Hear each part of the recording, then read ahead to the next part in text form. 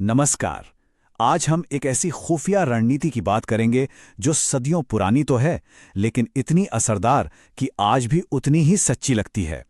ये कहानी है केकह साम्राज्य की, जिसने लड़ाई का ऐलान करने से बहुत पहले अपने दुश्मन को अंदर ही अंदर खत्म कर दिया था। चलिए इस बेहद दिलचस्प ऑपरेशन की एक एक परत को खोलकर देखते हैं। और देखिए, यही सवाल इस पूरी कहानी के केंद्र में है।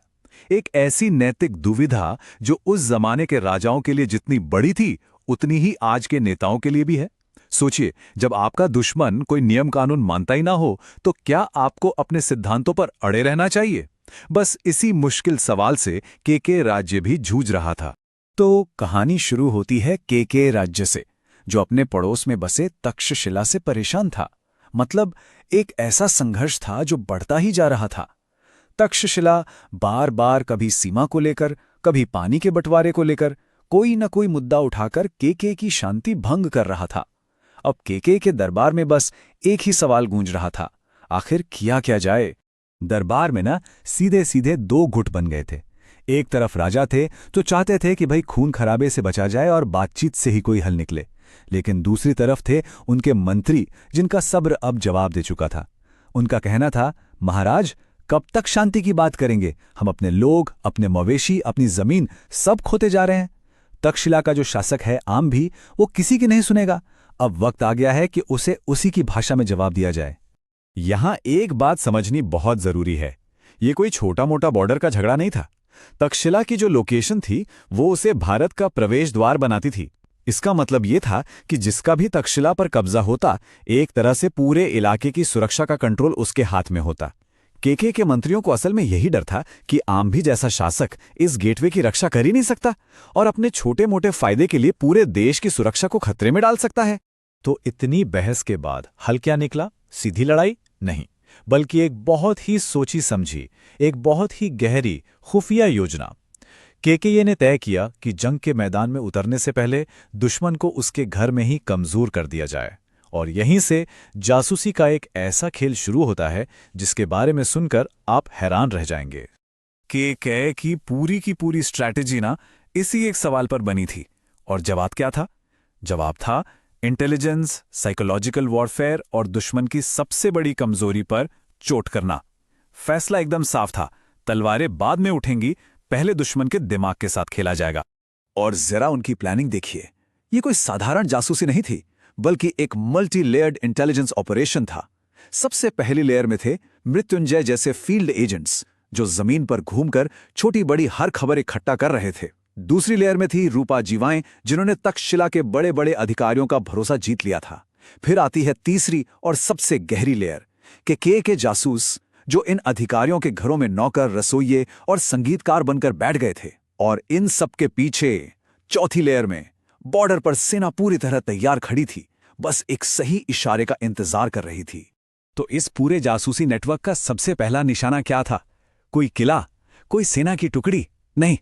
पहला निशाना था दुश्मन के दरबार का एक बहुत खास आदमी।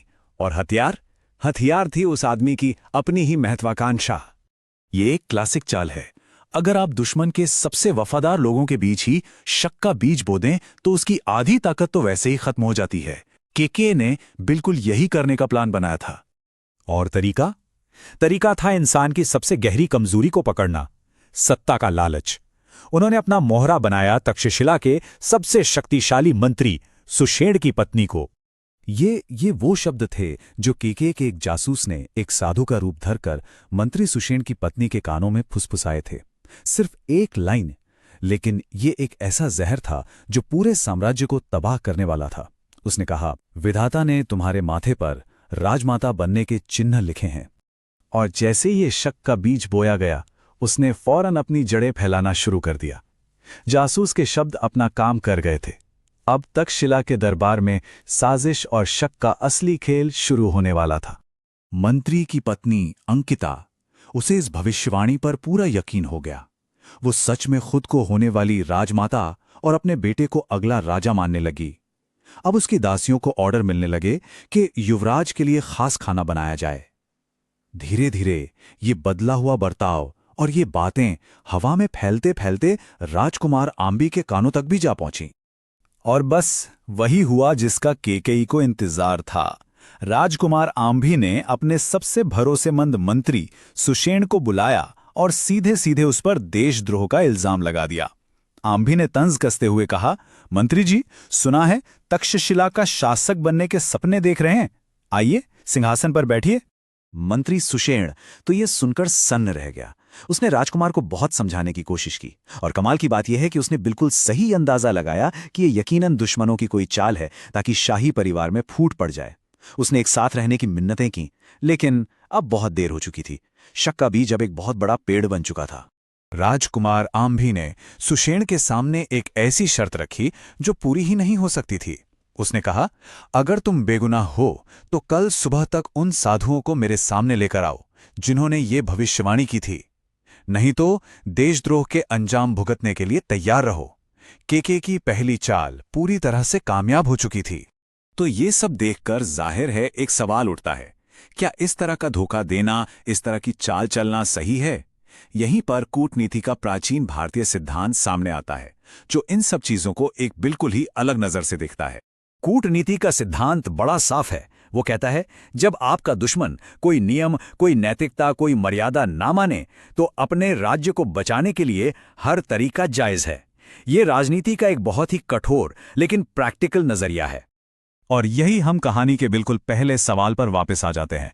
केके के दरबार में यही तर्क तो दिया गया था, भाई, नीति का युद्ध उससे लड़ा जाता है जो नीति का पालन करे, धर्म का युद्ध उससे लड़ा जाता है जो धर्म को माने।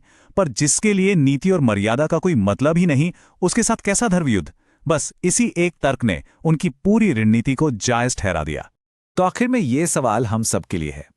केकेआर की रणनीति यकीनन एक मास्टर क्लास थी, इसमें कोई शक नहीं, पर क्या वो नैतिक थी? सत्ता और सुरक्षा के इस खेल में रणनीति की लाइन कहाँ खत्म होती है और नैतिकता की लाइन कहाँ से शुरू होती है? ये एक ऐसा सवाल है जो सदियों से पूछा जा रहा है, और शायद इसका कोई एक सीधा साधा जवाब है ही नहीं। इसी सवाल के साथ आज आपको छोड़े जाते हैं।